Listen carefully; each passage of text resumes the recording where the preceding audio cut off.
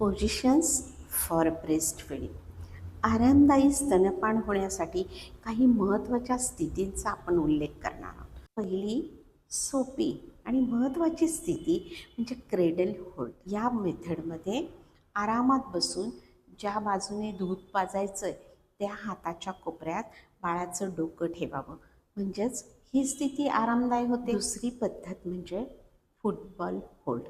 या पद्धतीत बाळाचे डोके हाताखाली किंवा काखेखाली असावं, फुटबॉलसारखं होल्ड करावं व बाळाचं अंग आणि पाय तुमच्या मागच्या बाजूला असेल याची काळजी घ्यावी. ही स्थिती साधारणतः सिझेरियन झालेली माता, जुळ्या बाळांसाठी आणि स्तनांचा आकार मोठा असेल तर सहज वापरता येते.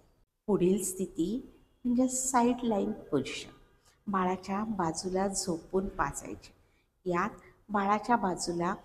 बाळाच्या पोटाला पोट लावून रात्रीचं फीड द्यायचं असेल तर, किंवा बाळंतपणात होणाऱ्या त्रासापासून सावरण्यासाठी वापरता येते. पुढील स्थिती लेड बॅक पोझिशन.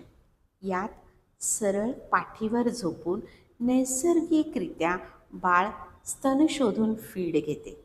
ही स्थिती नवजात बाळासाठी किंवा मिल्क जर फोर्सफुली येत असेल तर अशा वेळी वापरली जाते.